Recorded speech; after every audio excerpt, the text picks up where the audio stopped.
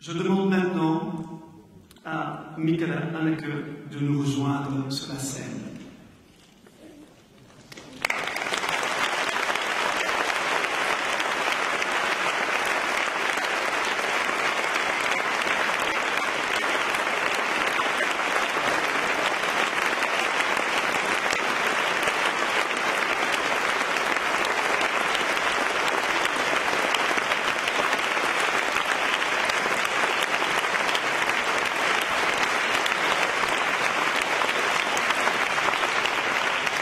Merci beaucoup.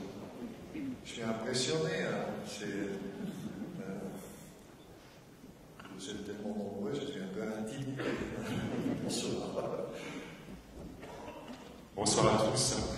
Paul Dujardin vous l'a annoncé, cette conversation va se faire en français, parce que Michel Haneke a accepté de nous faire ce privilège de répondre mon mieux dans cette langue. Nous avons intitulé avec Nicolas cette rencontre, cette conversation, musique et cinéma. Musique et cinéma, non pas seulement parce que, comme Paul l'a indiqué, à partir du 23 mai prochain, on va présenter cette splendide production créée au Théâtre Réal il y a quelques semaines, Così fan tutte, la deuxième production à l'opéra de Michel Haneke, mais parce que la musique joue dans la vie et dans l'œuvre de Haneke une place prépondérante. Donc nous allons parler de cinéma et nous allons commencer par parler de musique. Dans deux de vos films les plus importants, La pianiste et le tout dernier, bien évidemment, la musique est là, au cœur de votre travail, au cœur de votre film. Vous avez parlé souvent de musique, vous avez dit l'importance que la musique avait eue dans votre enfance, dans votre adolescence, et vous êtes l'un des rares cinéastes qui, pour parler de cinéma, pour parler de votre travail, fait référence à la musique, à la structure. Donc peut-être que pour débuter notre conversation, vous pourriez nous rappeler, nous apprendre, nous dire quel lien particulier, intime, vous entretenez avec la musique. Non, j'ai découvert la musique dans l'âge de, je ne sais pas, 12 ans peut-être. Jusqu'au-là, j'étais peu intéressé dans des schlagers, je ne sais pas si ça existe en français. Ce sont des petits comédies trucs populaires. Et un jour, c'était une journée de fête, ma famille était dans la cimetière. Moi, je ne voulais pas y aller. Et dans la radio, c'était une belle musique que je ne connaissais pas. J'ai écouté jusqu'à la fin pour savoir ce que c'est. Et c'était le Messias de Handel. Et à partir de là, j'ai adoré la musique. Et en même temps, c'était presque dans la même année, j'ai vu un film sur Mozart avec un acteur, peut-être l'un ou l'autre qu'on est encore. C'était Oscar Werner, c'était le plus grand acteur autrichien qui a fait aussi une carrière à Hollywood après. Et qui jouait Mozart. Et c'était un film totalement kitsch, mais la musique était adorable. Et jusqu'au maintenant, j'étais comme tous les braves garçons qui doivent répéter un instrument. J'ai détesté ça. Et à partir de ces films, je suis rentré chez moi. J'ai acheté, j'ai pris l'argent que j'ai collectionné. Je suis allé chercher les partitions de Mozart. Et à partir de là, je voulais devenir pianiste. C'était évidemment trop tard, à l'âge de 12 ans. Mais j'ai beaucoup bossé. Et heureusement, mon beau-père, qui était chef d'orchestre et compositeur, il m'a très vite dit ça sert à rien, c'est charmant ce que tu fais, mais tu ne vas pas devenir un grand musicien. Ça m'a sauvé d'être un mauvais musicien et ça m'a sauvé aussi le plaisir de la musique, parce que maintenant je suis consommateur avec un grand plaisir. Et j'estime la musique tellement que je ne l'utilise pas en général dans mes films.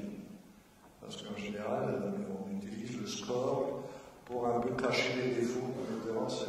En général, pas toujours. Alors, je cherche toujours une occasion de quand même utiliser un peu la musique. Et bon, le livre de Jelinek, c'était clair, c'était donné, la pianiste, et ici, dans un mot, naturellement, cette couple aurait pu aussi être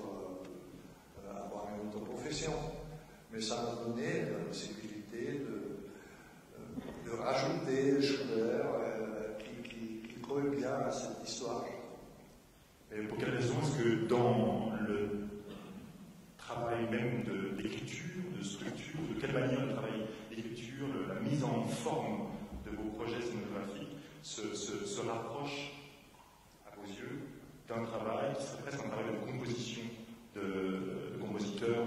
Oui, je pense que la musique, le film, si on demande quelles formes d'art sont plus proches l'un de l'autre, pour moi c'est toujours la musique qui est le plus proche au cinéma, plus que le théâtre, plus que la littérature, parce que vous pouvez avoir un scénario formidable, des acteurs formidables, si vous n'avez pas un sens pour le rythme et pour la structure musicale, vous n'arrivez pas à faire un bon film.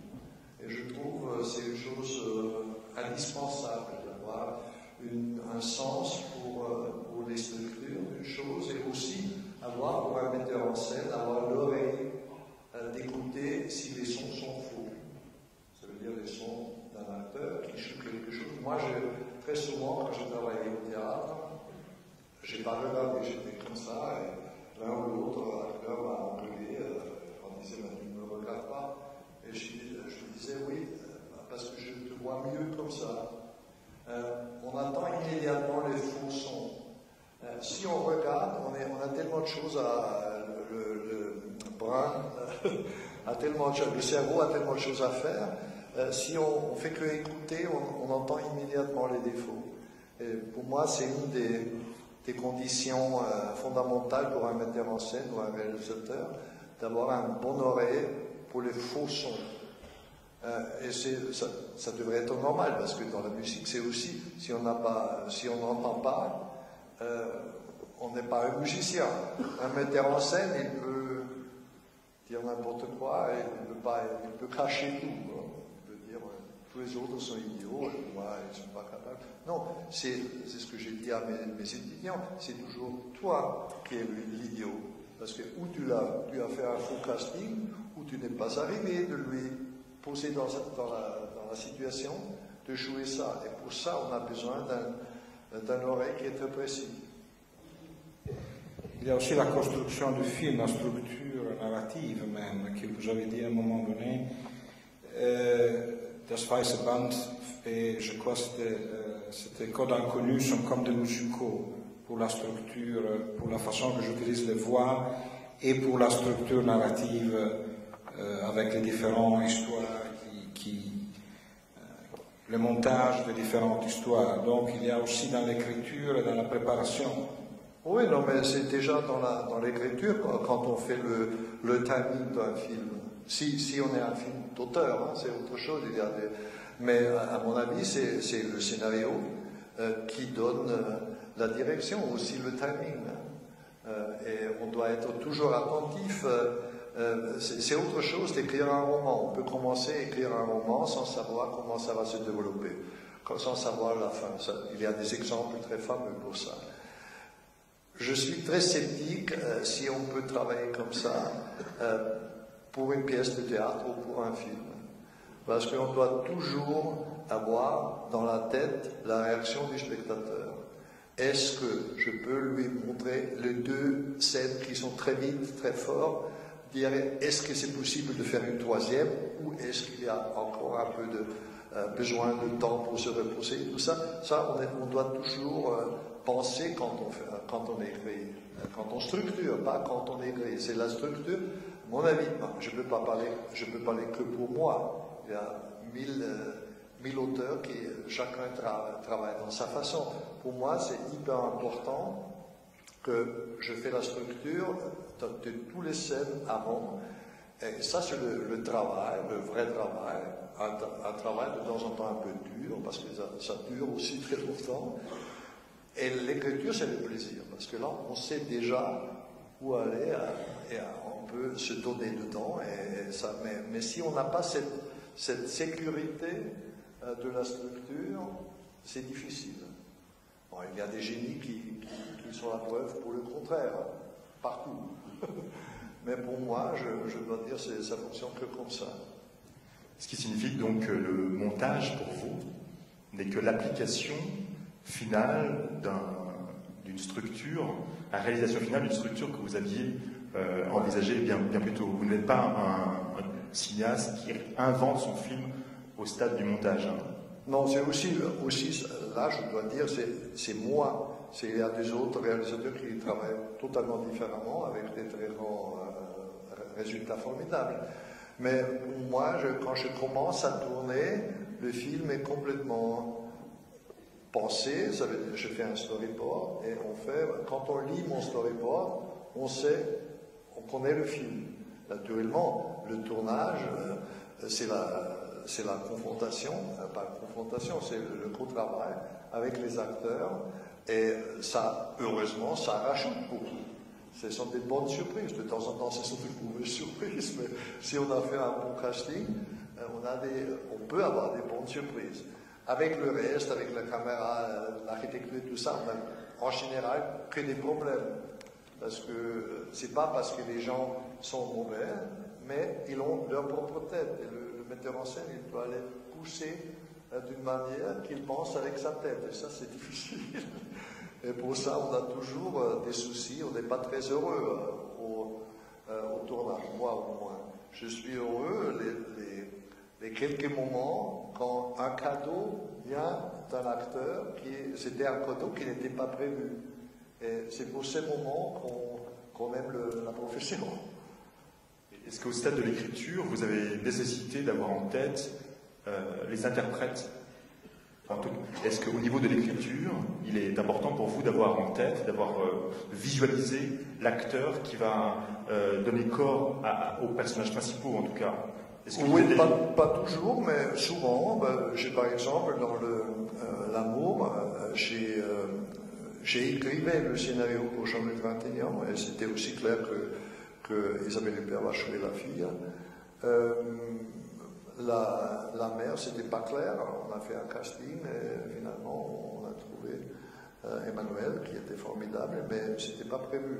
Et dans le ruban blanc, il y avait quelques acteurs où le rôle était écrit pour eux parce que je le connaissais déjà. Et par exemple, pour les quelques-uns qui ont vu le film, le pasteur qui a un rôle principal, à l'époque, c'était écrit de moi pour Ulrich Mühe qui a travaillé dans les autres films avant, qui est décédé immédiatement avant le tournage. Et c'était très compliqué pour moi aussi de changer cette image que j'ai eue dans la tête en écrivant l'expression à travers Ulrich Mühe avec ce texte et de pouvoir accepter quelqu'un qui est très bien aussi, mais évidemment différent. Et ce sont les côtés positifs et négatifs. Mais moi, je suis quelqu'un très fidèle, aussi avec les techniciens. Si je travaille bien avec quelqu'un, j'essaie de continuer, parce que si se répète, ne pas le faire, on évite beaucoup des malentendus et tout ça, si on se connaît déjà bien. Et s'il y a une possibilité, aussi avec les acteurs, de trouver quelqu'un pour un rôle qu'on a dans la tête, je suis 1000 fois plus calme au début d'un tournage, si c'est un nouveau acteur, ça peut marcher, ça ne peut pas marcher non plus. Mais je fais toujours des répétitions, pas des répétitions, des castings avant, où j'engage personne sans avoir travaillé avec lui avant. Parce qu'au début, dans mes premières années, je faisais plusieurs fois sans ça. Et j'ai fait des grandes erreurs, et on doit apprendre quand même. Est-ce que il vous arrive de vous donner comme défi d'inventer une forme avant d'envisager un thème? C'est-à-dire, parce que votre cinéma est impressionnant aussi par les différentes formes que vous avez développées, et par la rigueur, la précision, la force de la forme. Est-ce que la forme vient toujours après le sujet, ou est-ce qu'il vous arrive d'avoir envie de développer une certaine structure, et est-ce que c'est dans ce cas-là la structure qui appellerait une histoire? Non, je pense qu'on ne peut pas séparer les deux. C'est difficile à dire. Si un film est réussi, on ne sait pas. C'est un fameux mot sur Bresson, qu'on ne sait pas est-ce qu'il a eu avant la forme ou le contenu. Et pour moi, c'est un signe d'un film réussi.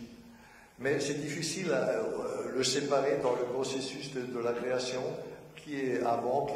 Avant, c'est l'idée, un thème ou une idée, pour une situation, et après, ça se rajoute, et c'est toujours, on pense toujours aux deux choses en même temps. Je ne peux pas dire, à partir du montage, je commence à penser à la forme, ou à partir de découpage, naturellement. Avant, on écrit. Mais on a déjà, par exemple, quand j'ai fait Code Inconnu, c'est un film qui est tourné que en plan séquence. Ça aurait été pas du tout possible de tourner tout le film en plan séquence si ça n'aurait été pas déjà écrit comme ça. Parce qu'on doit respecter certaines choses dans les filages de personnes qui font possible qu'on peut tourner ça en.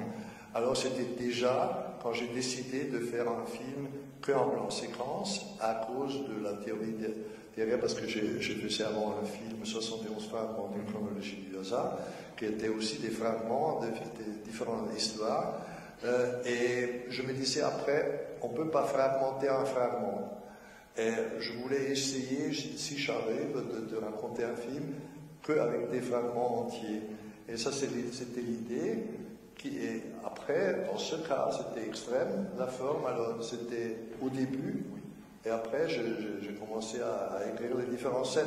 Mais dans l'autre film, c'était différent. Vous avez évoqué le nom de Bresson, vous l'avez cité. Robert Bresson paraît vraiment avoir joué un rôle capital dans votre parcours. Vous avez peu écrit sur le cinéma, mais vous lui avez consacré un magnifique essai qui malheureusement n'est pas encore disponible en français. Vous avez écrit évidemment en allemand, qui était publié dans la Frankfurter Allgemeine Zeitung, mais qui était repris en italien ou en anglais.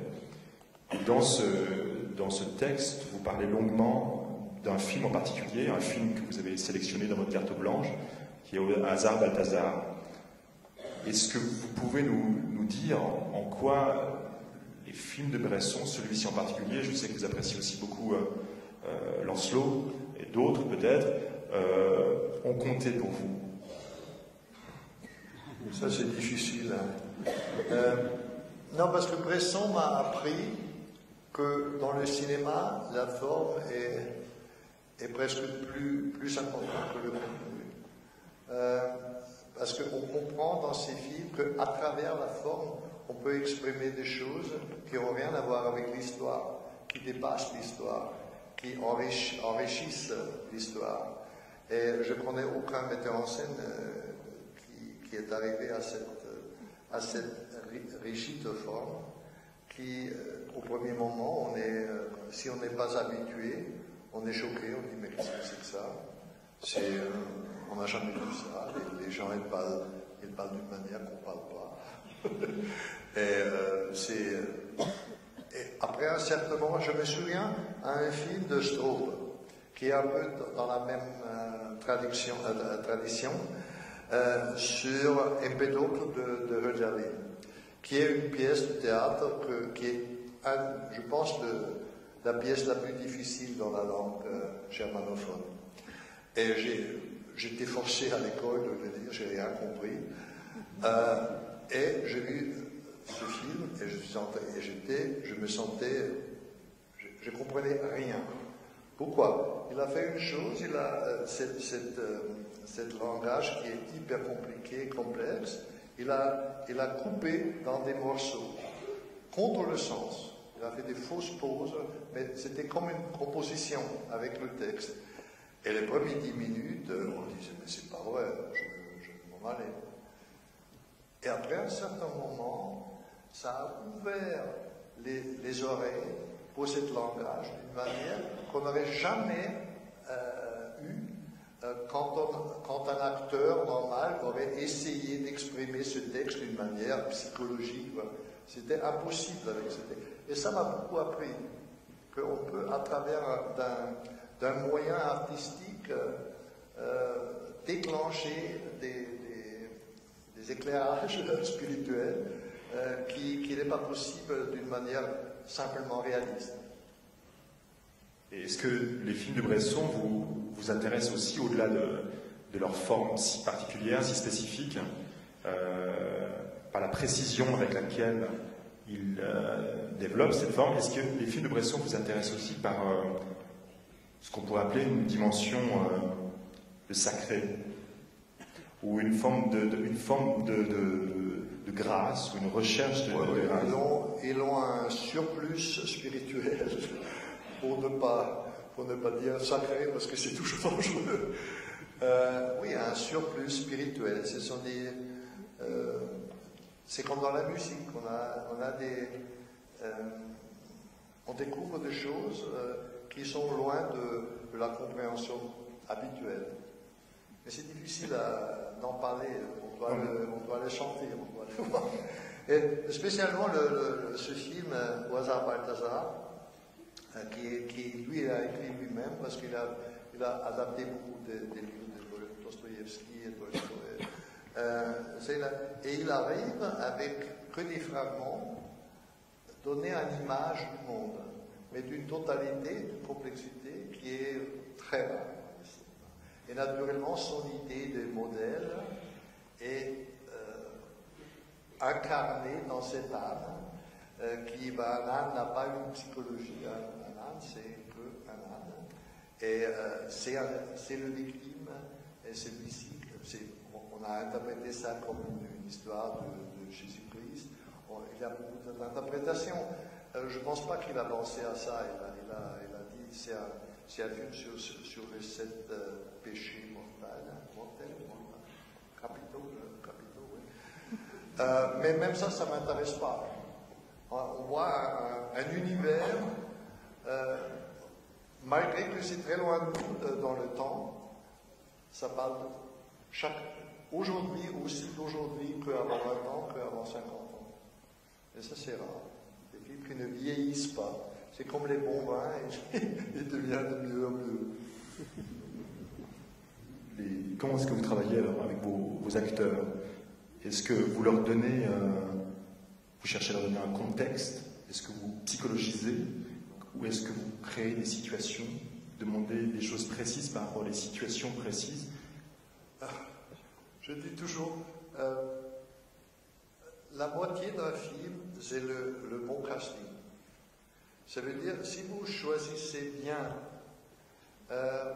l'acteur qui est choisi, il va être juste dans ce rôle. Ça veut dire un bon casting, ça ne veut pas dire qu'on a que des acteurs formidables, on a des bons acteurs pour un certain caractère. Et ça, entre l'acteur et le personnage peut être une grande différence. Et grâce à cette différence, ça fonctionne. Et pour ça, vous devez avoir un sens. Et si vous avez bien fait un bon casting, ça ne sert à rien d'expliquer des choses. Moi, je n'explique rien. Je dis, bon, tu rentres, en ce moment tu t'assois, après tu prends le verre dans cette phrase, tu écoutes dans cette pause, et maintenant on fait une répétition, et je regarde, et si c'est faux, je dis, non, on fait ça. Mais je ne donne pas des indications. En général, ça fonctionne. Je dis, ne joue pas un rôle. Ne joue pas un rôle parce qu'en ce cas, tu joues le prétexte. Tu joues ton opinion sur le personnage. Toi, tu te mets dans la situation. Toi, de l'acteur, tu es juste dans le casting. Ça suffit d'être dans la situation. Et si tu mens, je veux l'entendre et je veux te le dire. Et en général, c'est très rare que des acteurs veulent plus. Au théâtre, c'est autre chose, parce qu'au théâtre, comme je disais avant, on a un texte et chacun a une opinion sur ce texte.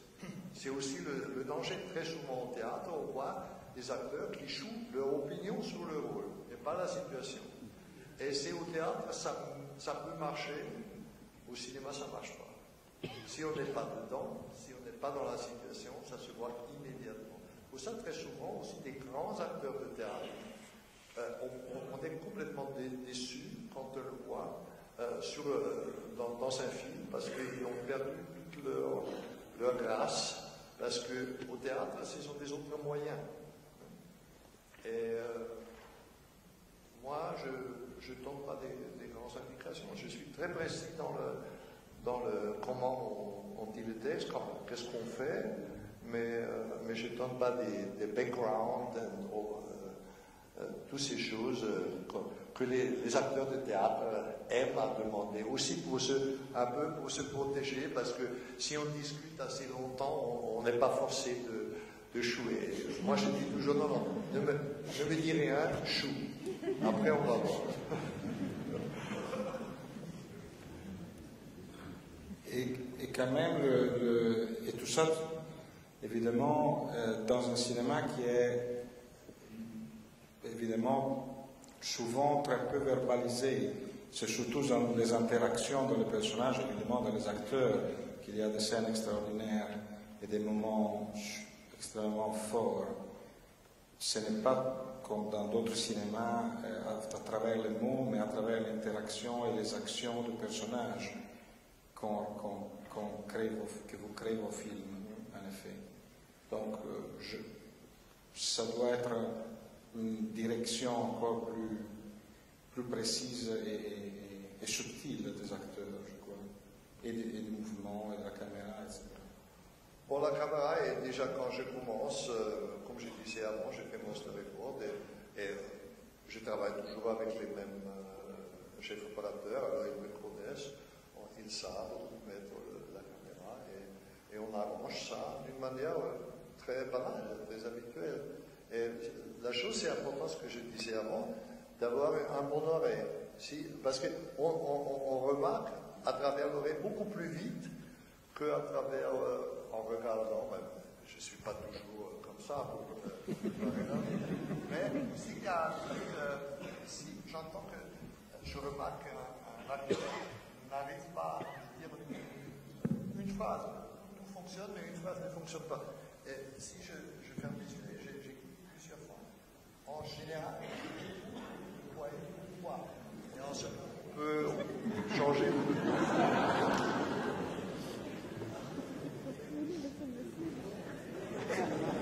Mais et tout cela parce que ouais, ça semble facile. Oui, non, mais je suis très facile. Je sais clairement, je dis toujours ce que je veux et je dis aussi toujours, je ne mens pas dans le travail. C'est aussi ce que je dis à mes étudiants, parce que c'est difficile quand on est jeune, on a beaucoup de respect avoir un acteur qui a déjà beaucoup fait et on n'ose pas de dire ce qu'on sent.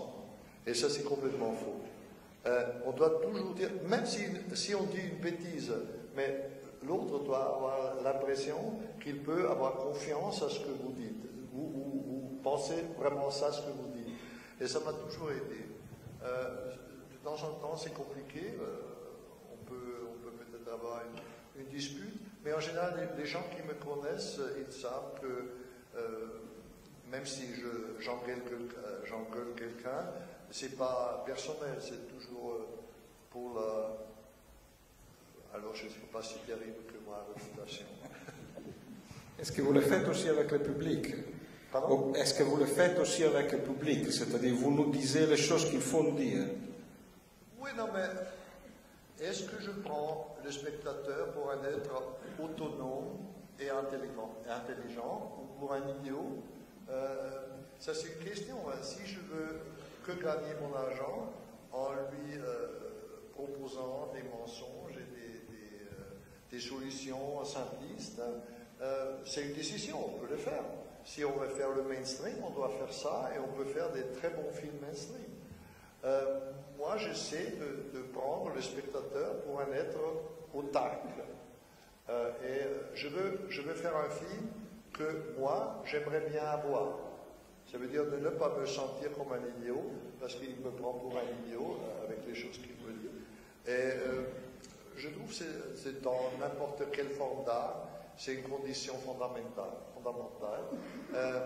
d'avoir le respect devant le récipient.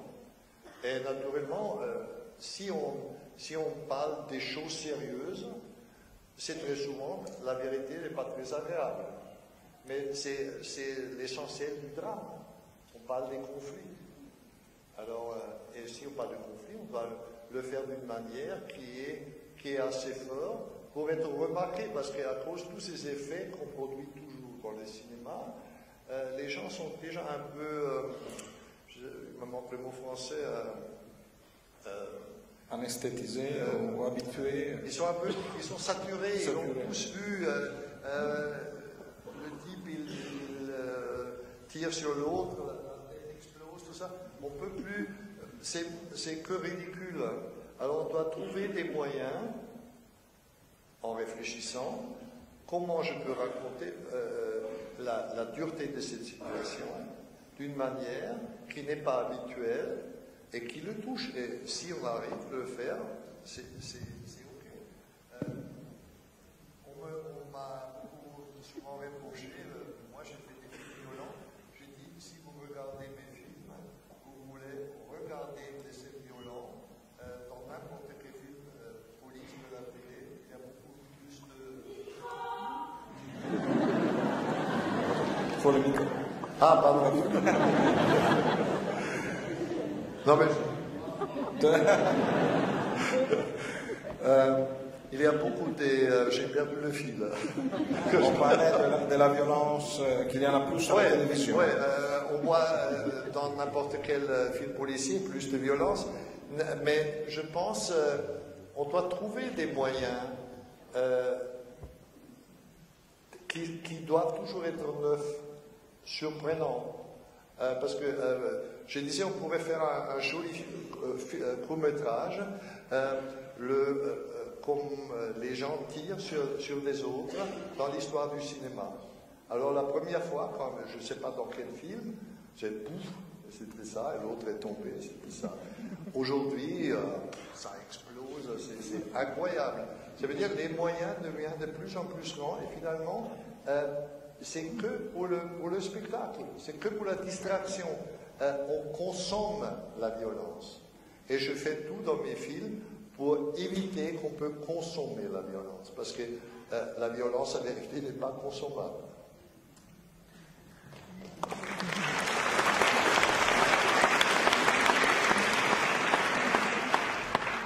Dans plusieurs de vos films, la structure, la cellule familiale est vraiment au centre, comme une sorte de communauté dont ce serait la forme essentielle, primordiale.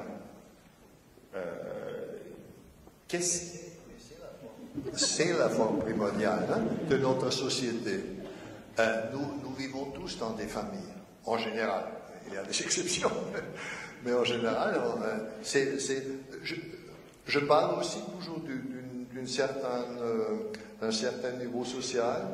Pourquoi? Parce que, premièrement, je le connais mieux que les autres, et deuxièmement, parce que mes spectateurs, les spectateurs de mes films, sont aussi, en général, de cette société. Et c'est justement, je veux avoir un maximum de possibilités d'identification.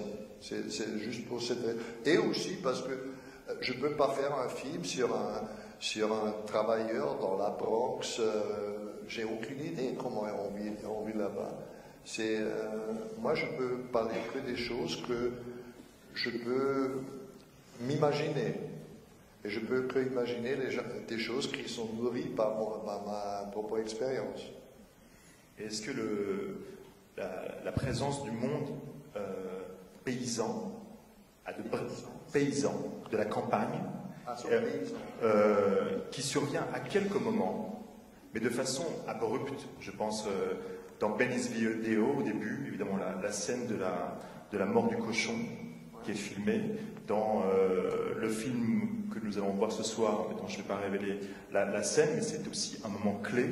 Il y a des moments où il semble que par rapport au monde citadin, au confort du monde bourgeois, il y a dans ce qui serait la vie avec les bêtes, la vie des paysans, quelque chose, une force vitale, mais aussi une force de mort qui paraît être intéressante pour vous, comme contraste avec justement ce que la violence médiatisée nous est donnée tous les jours. Est-ce que ça, c'est quelque chose qui vient de votre expérience personnelle? Est-ce que... Oui, pratiquement tout ce qu'on écrit vient du livre, mais ça dépend ce qu'on entend sous expérience personnelle. Naturellement, on ne doit pas, c'est cet exemple banal, on ne doit pas être un meurtrier pour jouer Richard III. Mais on doit savoir un peu certains sentiments pour l'imaginer. Ça, ce sont les secrets de la création. Naturellement, on est nourri par tout ce qu'on a vu et vécu dans sa vie.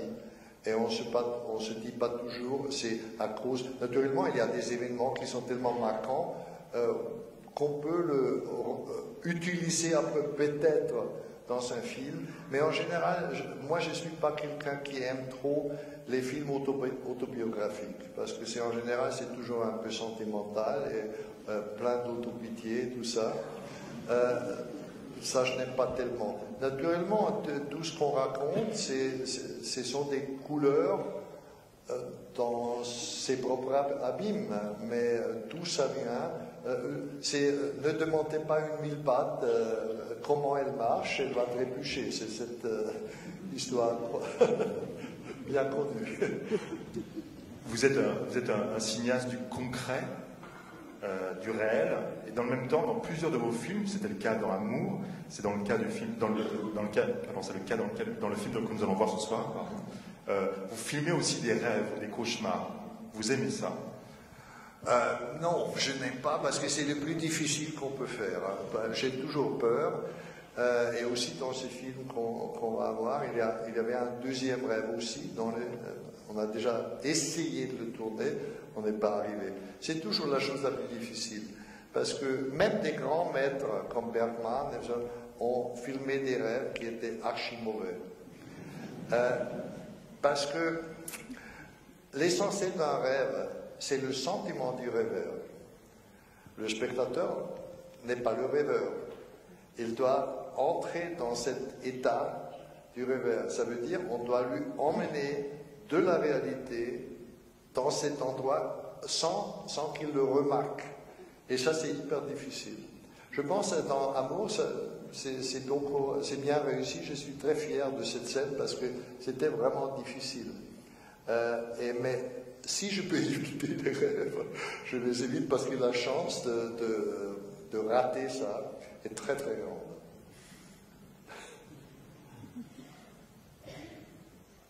À propos de Christian parlait de campagne.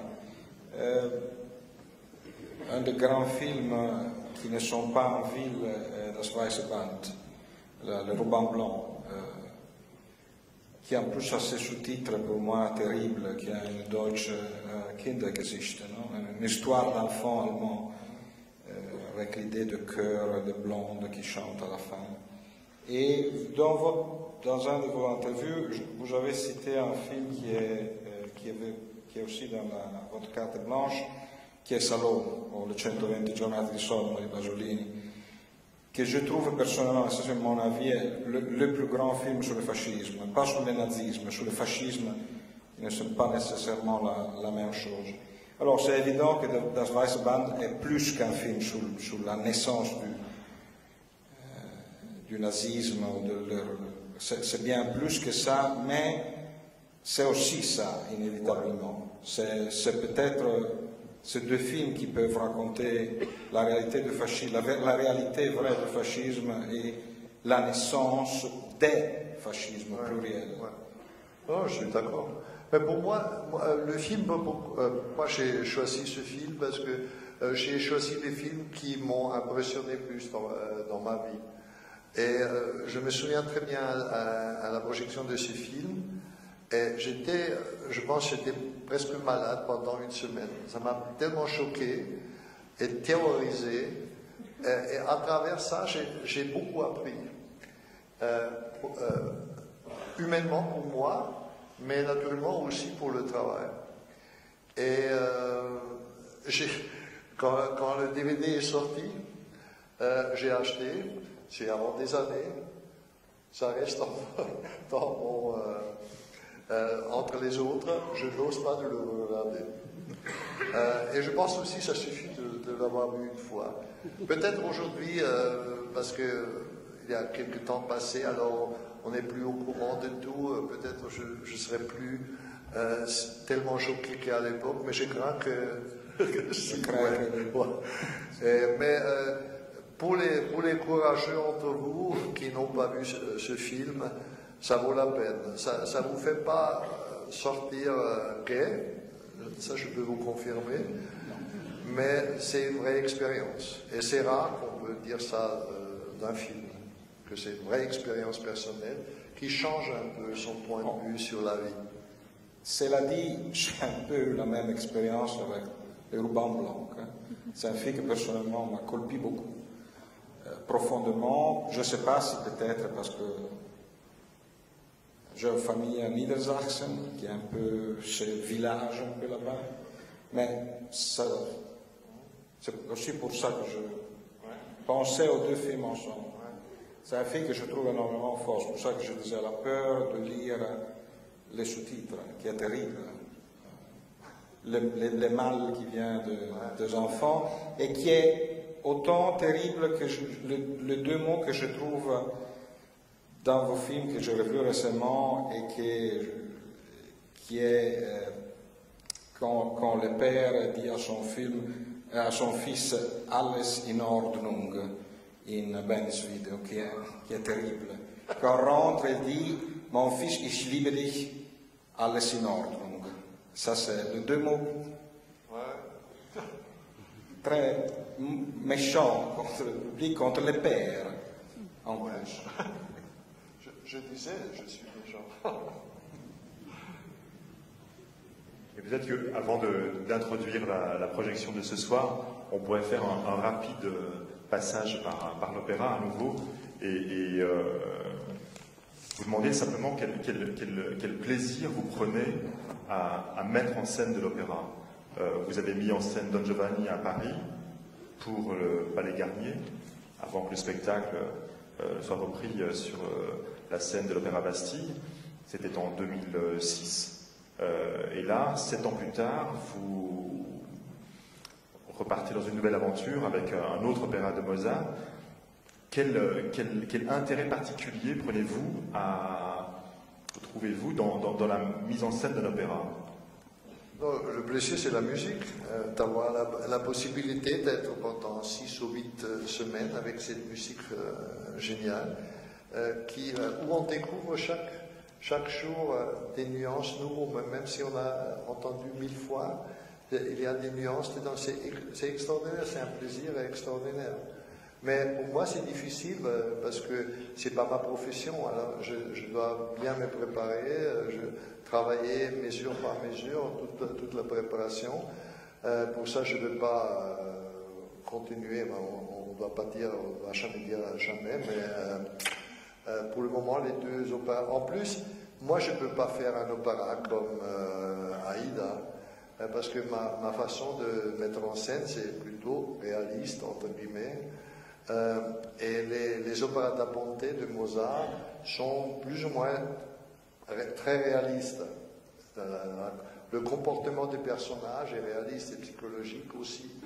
Et ça me permet, en plus c'est Mozart. Je ne suis pas un fan. Il y a aussi des opéras de Verdi qui jouent dans le milieu bourgeois, mais ça ne m'intéresse pas la musique. Moi, mon goût musical est très limité, et certains opéras, ce n'est pas mon amour. Mais est-ce que vous cherchez, ou est-ce que vous trouvez, même dans le travail que vous développez avec les chanteurs, une même qualité de nuance, de détail que ceux que vous réussissez à trouver Non, c'est autre chose, parce que moi, je suis qu'un part c'est la musique, il y a la mise en scène, c'est autre chose au théâtre. Naturellement, il y a aussi ici une forme, c'est ce que je disais avant sur Bresson, où la forme, et dans ce cas, la musique, donne un surplus à ce qu'on dit, qui est énorme. Et ça, c'est un très grand plaisir. On reçoit toujours des cadeaux de Mozart et des chanteurs. Et ça, c'est formidable. Vous travaillez sur les récitatifs de façon aussi très particulière. Oui, pas particulière, je le trouve réaliste, parce qu'en général, pour moi, très souvent, quand on entend des enregistrements, des opéras, spécialement de Mozart, j'ai pratiquement tout ce qui existe sur le plan DVD, j'ai regardé, on ne comprend même pas ce qu'il chante, parce que c'est comme une machine à coudre, tout le temps, et on ne comprend pas de quoi il s'agit. Et on a pris, c'est aussi une pièce de conversation, così fan tutte. Il y a beaucoup de choses qui sont dites, des textes qui sont très intelligents, qui sont très raffinés, et on doit le mettre d'une manière que le spectateur peut le comprendre. Ce n'est pas particulier, je pense que c'est adéquat. Il y a un troisième opéra de Da Ponte. Oui, mais c'est trop compliqué. C'est mon opéra préféré, Figaro, mais c'est tellement difficile. Peut-être en 10 ans, si je lis encore, je vais peut-être oser le faire, mais je crains que non. Et la musique du XXe siècle, je pense à Berg en particulier. Oui, on m'a déjà proposé, Loulou, on m'a proposé Wozzeck. J'aime bien regarder, mais je ne veux pas vivre 8 semaines avec cette musique qui est, comme la pièce, hyper déprimant. C'est une belle musique, mais c'est hyper déprimant. Non, pour ne pas être malentendu, j'adore cette musique, mais pour écouter une soirée, c'est formidable. Ça donne une impression très forte. Mais de vivre avec cette climat de morbidité que j'estime beaucoup, mais je ne veux pas vivre si longtemps avec ça. Ça me déprime.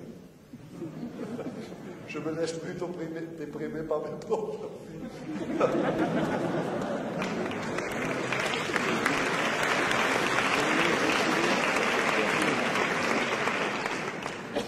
Bon, alors,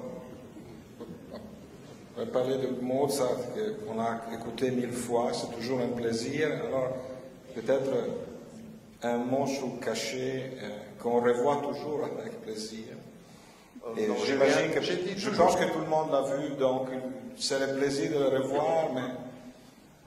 non, mais pour moi, j'évite toujours de dire quelque chose sur mes propres films, parce que ce qu'on attend, ce sont toujours des interprétations et des explications. Et je travaille durement pour poser des questions d'une manière que le spectateur se sent forcé de chercher des réponses. Et pour ça, ce serait contre-productif de donner des interprétations du film, parce qu'en ce cas, je limite le regard du spectateur et je veux que chacun regarde avec sa propre tête et pas avec la mienne. Alors, je demande une question de réserve. Je me souviens, je pense que c'était la variation, je ne suis pas sûr parce que c'est longtemps que j'ai vu. Il y a à un moment donné un personnage qui parle du déclin, de la fin de la créativité occidentale. Je pense que c'est Variation ou Lemming, un des films du Variation. Il dit... C'est tellement longtemps.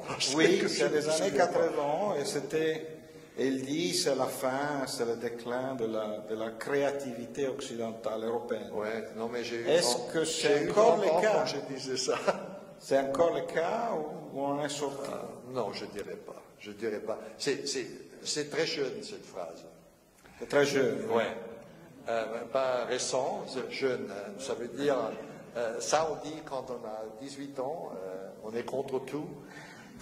Et on dit tout est dans la merde et c'est catastrophique. Oui, on est dans la merde, mais c'est pas catastrophique. Il y a cette fameuse blague dans les letzten Tage der Menschheit de Karl Kraus, où il y a un Allemand et un Autrichien doit faire un rapport vis-à-vis de la bataille à leur général. Et l'Allemand dit, je dis en allemand, vous devez le traduire peut-être, die Lage ist ernst, aber nicht hoffnungslos. La situation est sérieuse, mais pas sans espoir.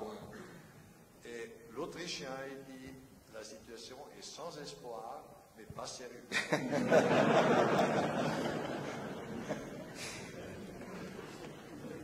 Voilà, c'était un bon... Oui, c'est parfait, c'est parfait. Tout à fait.